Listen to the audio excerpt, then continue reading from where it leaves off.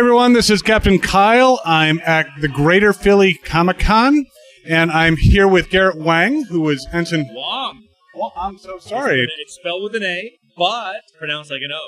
But it's good that we tell people this, though. Excellent. So it's Garrett Wang. Yes, sir.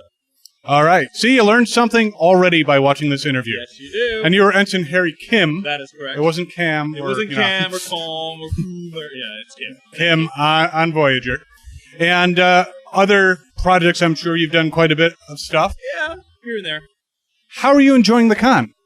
It's good so far. This is my first time at this convention, so I look forward to meeting all the different fans from the Philly area today. Yeah. Have you been to a lot of cons? I have been to many, many cons. I was actually the first Voyager actor to go to a convention.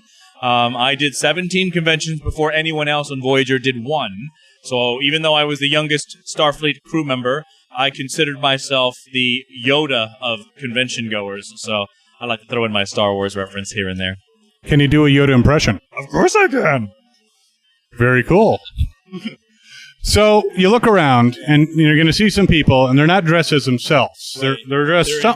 Cosplay, yes. What do you think of these cosplayers? I think cosplaying is great because, let's face it, I think it's probably agreed upon that within the United States of America, the favorite holiday of, I'd say, the majority of Americans, it has to be Halloween. Because you get to dress up, you get to play someone else, you get to do this, be this character. Well, if you go to a convention, it could be Halloween every time you go to a convention. So that's what's so wonderful about cosplay and going to conventions and dressing up. You get to be a character, other than Halloween.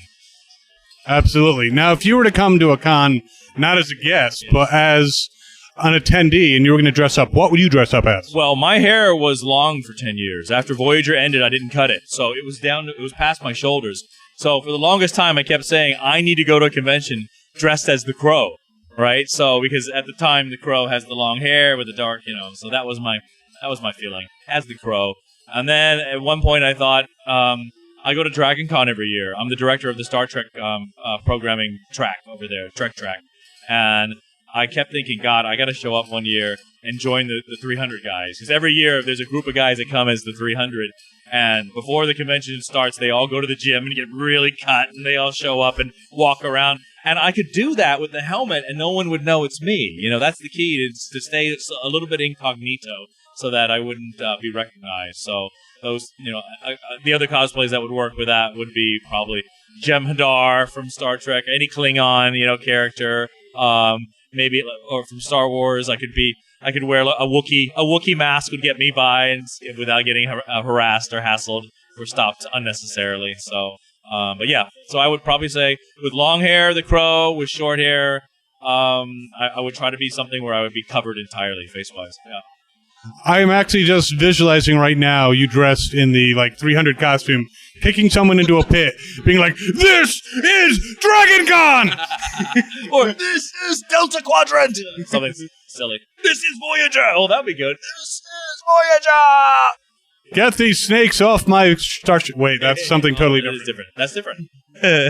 So, what are you working on now? Anything coming out? I just did a movie called Unbelievable. It's in post-production. It's with a bunch of different actors that are familiar to everyone from other Star Trek shows as well. The main cast is comprised of Tim Russ, Tuvok, myself, but we're not playing Tuvok and Kim. We're different characters. So Tim Russ, myself, Chase Masterson, who played Lita from Deep Space Nine, and a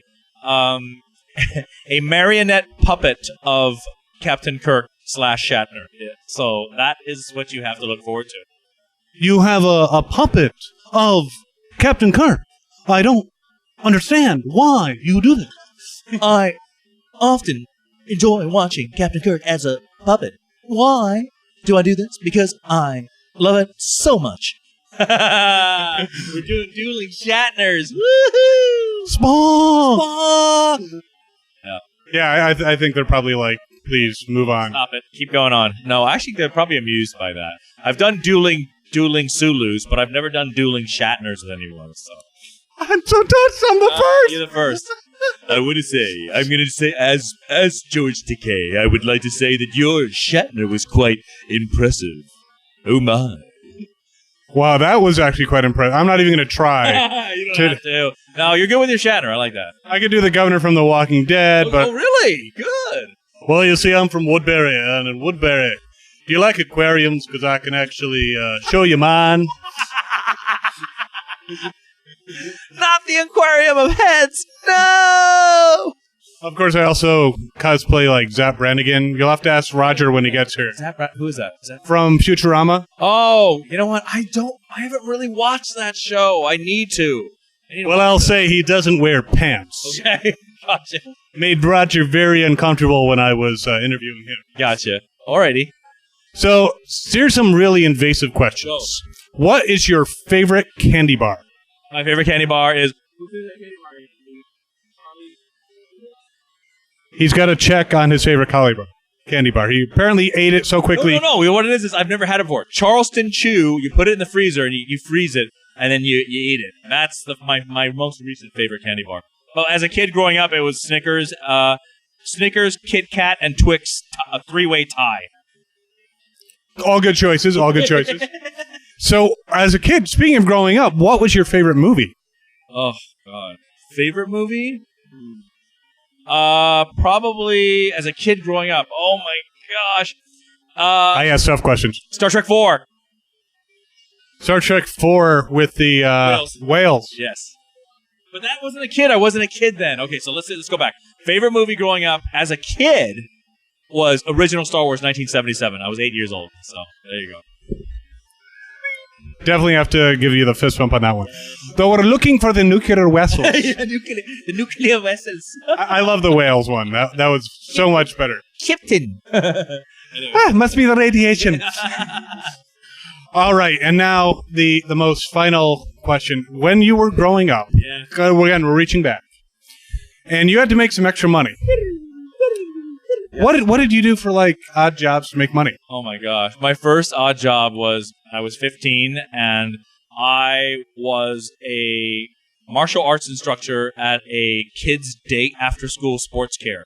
So I took Taekwondo at the time. It was in Memphis, Tennessee. My teacher is the same teacher who taught Elvis Presley his martial arts, Master Kong Ree. And so I had the job as this, 15-year-old teacher. I was teaching these 4 to 7-year-olds martial arts. And after the first week I was there, I got called into the supervisor's office. And I said, yeah, is everything okay? They said, well, we've had some complaints. I go, what?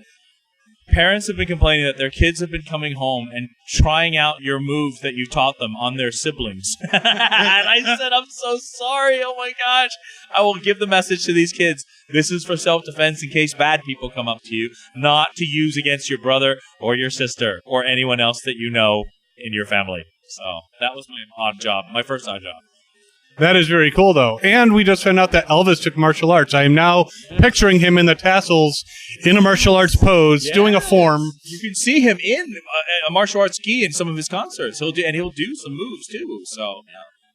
So it's like martial arts Elvis dancing. Yes, it is. Elvis martial arts dancing. That's correct.